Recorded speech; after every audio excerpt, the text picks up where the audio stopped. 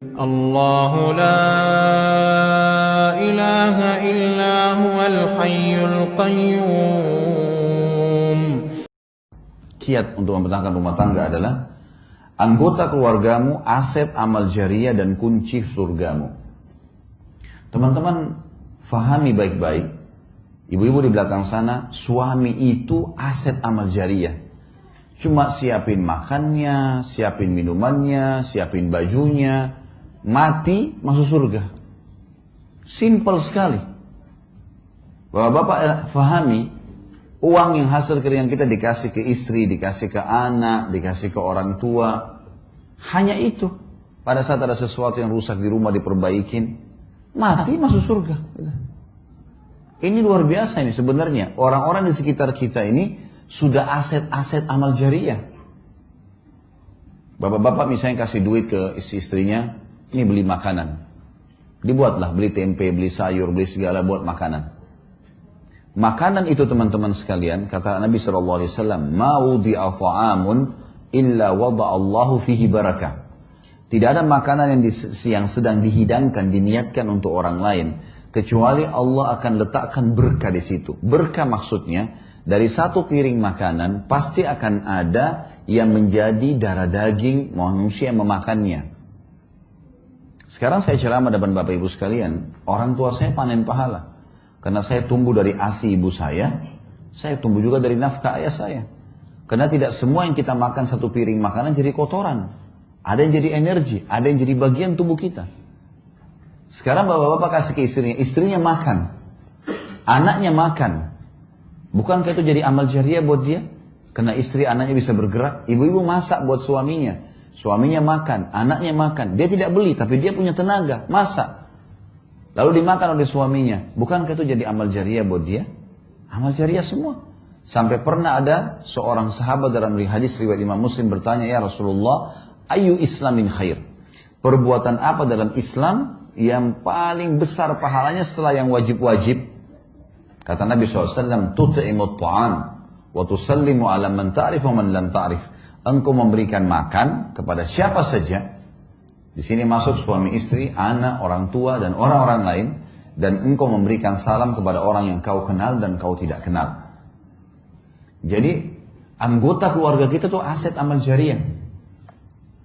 Bapak-bapak misalnya masalah duit, nafkah. Nanti kita akan bahas itu di poin selanjutnya tentang masalah hak dan kewajiban.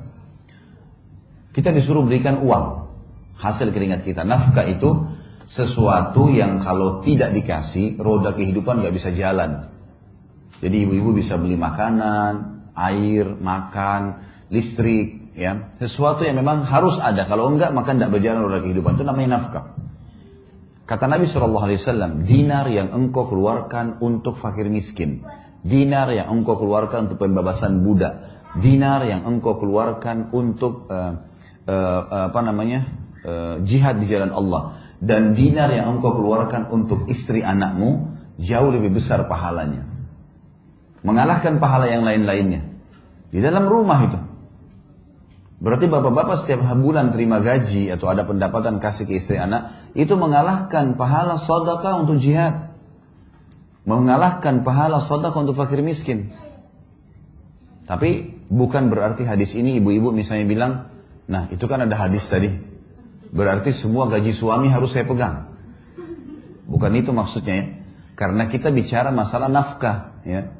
Nafkah itu yang kalau gaji suami 5 juta misal contoh, lalu suami yang bijak, saya melakukan hal itu pada istri saya, disusunlah kebutuhan rumah A, B, C, D, F, G, A sampai sekian. Oh ini contoh saja, contoh gaji saya 5 juta, oh ternyata kebutuhan rumah 4 juta. Ini 4 juta ya, nafkah rumah. Ini 500 ribu bonus buat kamu, karena kamu sudah bantu bersihin rumah segalanya. 500 ribu yang sisa, suami punya hak mengelola. Jangan juga, bapak-bapak ada yang maaf kalau ada yang terjadi ini ya. Jangan juga tidak punya kawam. Dia bukan pemimpin. Semua gaji dikasih istrinya, dia mau beli pulsa pun minta sama istrinya. Gimana caranya? Beliin saya pulsa. Loh kok lucu itu? Kok malah dia minta sama istrinya? Gak boleh. Mestinya dia bisa punya qawwam. Dia yang beliin istrinya, iya, harus punya kemuliaan. Nanti kita bahas di sini masalah kenali karakter pasangan. Ada poin-poin setelahnya. Jadi ibu-ibu punya hak di sisi nafkah, tapi ibu-ibu tidak punya hak lebih daripada itu. Kalau lebih sunnah, sebagaimana bapak-bapak tidak punya hak di harta pribadinya ibu. Misal ibu-ibu di sini ada sebelum nikah sudah punya usaha, atau setelah nikah dapat warisan dari orang tuanya. Tidak bisa suaminya bilang, kamu kan sudah 10 tahun saya nafkahi, ini dapat warisan 200 juta bagi 2 ya. Nggak boleh itu. Dia nggak punya hak 1 rupiah pun. Laki-laki, suami nggak punya hak dari harta istri pribadi. Istri punya hak nafkah saja. Lebih daripada itu sunnah, bukan kewajiban. Ini nanti kalau memahami secara benar, seperti batu bata yang kita letakkan di tembok bangunan, maka akan rapi kalau benar semuanya. Tapi yang jelas, sekarang kalau laki-laki mau menjadikan aset amal jariah, apapun hasil keringatnya diberikan kepada istri anaknya adalah sedekah yang paling besar. Wanita misalnya, ibu-ibu di belakang sana. Apa kata Nabi SAW? Kata kunci sederhana masuk surga. Wanita, istri manapun yang menjaga 5 waktu sholatnya, kemudian berpuasa Ramadannya. Ini nggak disebutin sholat sunnah ya, sholat wajib saja dulu. Kalau sholat sunnah ibu-ibu kerjaan itu sudah plus. Sholat 5 waktu, azan langsung sholat, subuh sampai isya. Kemudian yang kedua tiba Ramadan, puasa Ramadan, belum dimasukkan puasa sunnah. Dan dia mentaati dan melayani suaminya pada hal yang ma'ruf. Ma'ruf ini maksudnya bukan melanggar agama. Kecuali pada saat dia meninggal, dia boleh masuk, dia boleh pilih 8 pintu surga yang mana dia mau masuk. Hanya 3 hal saja. Sederhana sekali kita bisa menjadikan rumah tangga kita sebagai aset amal jariah. Orang-orang ini nih, suami istri, orang tua, mati ya.